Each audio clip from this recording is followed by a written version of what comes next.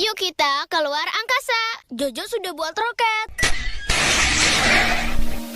Wow, yuk berangkat. Hey, yuk semua berangkat. Terbang ke angkasa. Oke, serius.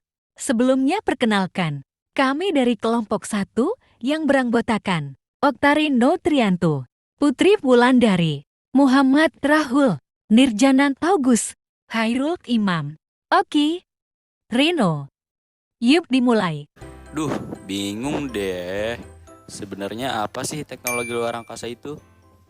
Teknologi luar angkasa tuh yang roket-roket itu kan. Terus gimana ya perkembangannya? Apa roket tuh udah ada dari zaman dulu banget ya? Eits, stop dulu. Sini, biar aku jelasin dulu, biar kamu gak keliru lagi tentang teknologi luar angkasa beserta perkembangannya juga.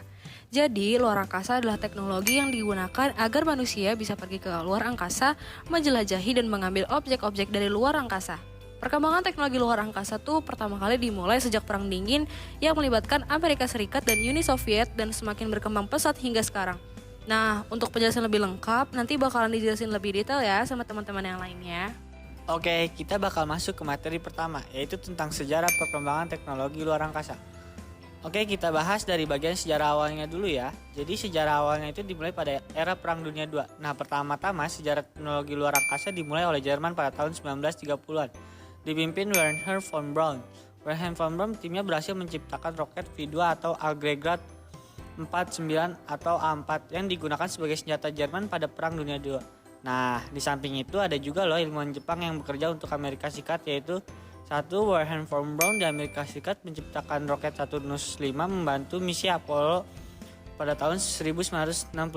Yang kedua, Hubertus Thorholt di Amerika Serikat menduduki jabatan tinggi di Angkatan Udara dan NASA. Tiga, Herbert Wagner di Amerika Serikat bekerja sebagai penasihat teknik bidang pertahanan Amerika Serikat. 4. Kurt Blom, ahli dalam senjata biologi, baik ketika bekerja untuk Jerman maupun Amerika Serikat. Oke, selanjutnya kita masuk ke sejarah perkembangan di era Perang Dingin Amerika Serikat versus Uni Soviet ya. Kita masuk ke bagian pertama, yaitu persaingan teknologi satelit luar angkasa. Pada 4 Oktober 1957, Uni Soviet meluncurkan satelit pertama di dunia, Sputnik 1, sedangkan AS atau Amerika Serikat pada 31 Januari 1958, Amerika Serikat meluncurkan satelit pertamanya atau Explore 1. Kemudian pada tanggal 12 April 1961, Uni Soviet meluncurkan astronot pertama keluar angkasa mengelilingi orbit bumi menggunakan kapsul Vostok 1, sedangkan Amerika Serikat meluncurkan astronot atau Alan B. Shepard menggunakan kapsul Mercury 1. Selanjutnya, yaitu kita masuk ke bagian yang kedua, yaitu persaingan teknologi mendarat di bulan. Pada tanggal 14 September 1959, Uni Soviet mengawalinya dengan mengirimkan satelit tanpa awak Lunik 2. Satelit ini tercatat sebagai satelit pertama yang mendarat di permukaan bulan. Pada 17 Juli 1969, Amerika Serikat mengejutkan dunia karena meliput pendaratan manusia pertama di bulan menggunakan satelit Apollo 11 yang diawaki oleh Neil Armstrong dan Edwin Aldrin. Oke, yang terakhir yaitu pada masa era pasca Perang Dingin. Pasca Perang Dingin ini berakhir dan prinsip untuk mengembangkan teknologi luar angkasa secara lanjutnya yaitu yang pertama mengirim manusia ke luar angkasa, yang kedua mengembangkan pesawat ruang angkasa, yang ketiga mengembangkan akses ke ruang angkasa dengan proses mudah dan lebih murah, yang keempat yaitu menggunakan pesawat ruang angkasa untuk membangun stasiun ruang angkasa, Mars dan planet lainnya, dan yang terakhir yaitu menghuni stasiun ruang angkasa dan menggunakannya sebagai dasar untuk memulai ekspedisi ke bulan.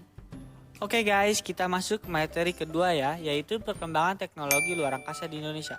Oke, kita masuk ke sejarah awalnya dulu ya. Jadi Indonesia mendirikan lembaga penerbangan dan antariksa, yaitu LAPAN, yang difokuskan untuk pembuatan roket dan satelit tahun itu pada tahun 1963. Perkembangan satelit di Indonesia dimulai saat Presiden Soeharto membuka stasiun Bumi Jatiluhur 27 September 1969. Pada 29 Juli 1976 diluncurkannya satelit Palapa A1 dengan roket Delta 2149 di Florida, Amerika Serikat. Kemudian dilanjutkan peresmian sistem komunikasi satelit domestik Palapa pada Agustus 1976. Selanjutnya kita masuk ke era modern ya guys. Jadi LAPAN mengembangkan satelit sendiri hasil riset dan kerjasama dengan Jerman. Pada 10 Januari 2010, satelit komunikasi dan penginderaan jauh terbaru milik Indonesia yang bernama LAPAN A1 diluncurkan. Lalu September 2015, LAPAN yang bekerjasama dengan Organisasi Radio Amatir Indonesia atau ORARI sukses meluncurkan satelit LAPAN A2 dengan menumpang satelit milik India dan bekerjasama dengan Institut Pertanian Bogor atau IPB. LAPAN meluncurkan satelit LAPAN A3 pada tahun 2016. Nah, ketiga satelit terbaru Indonesia itu memiliki tugas yang hampir sama, tetapi dengan teknologi satelit yang berbeda dan semakin berkembang satelit INSAT mampu menjangkau layanan internet seluruh Asia Tenggara hingga India. Oke, kita udah masuk ke bagian materi akhir nih, yaitu tentang dampak perkembangan teknologi luar angkasa. Nah, jadi perkembangan teknologi luar angkasa tuh terbagi jadi dua dampak, yaitu dampak positif dan negatif. Oke, kita bahas dampak positifnya dulu ya, yaitu 1. Kemajuan teknologi informasi dan komunikasi. Yang kedua itu ada kemajuan ilmu pengetahuan tentang dunia luar angkasa. Dan ketiga, kemajuan teknologi penghindaran jauh. Keempat, membantu menganalisis kondisi cuaca dan iklim di bumi. Yang kelima, berkembangnya teknologi internet. Dan yang terakhir itu ada untuk navigasi serta pemetaan wilayah yang ditujukan untuk kepentingan militer. Selanjutnya, yaitu dampak negatif diantaranya adalah yang pertama, banyak sampah luar angkasa dari puing-puing roket, serpihan satelit, dan satelit yang sudah rusak dan tidak terpakai. Yang kedua, pencurian data pencitraan jarak jauh suatu negara. Yang ketiga, kepentingan senjata untuk militer. Yang terakhir, pencurian data informasi melalui jaringan internet. Oke, jadi itu dia tadi pembahasan kelompok kami mengenai globalisasi teknologi luar angkasa. Kami harap apa yang baru kami tampilkan tadi dapat bermanfaat bagi kita semua ya. Kalau berjalan menginjak bumi, kalau terbang menginjak awan. Sekian presentasi dari kami. Silakan semuanya tepuk tangan.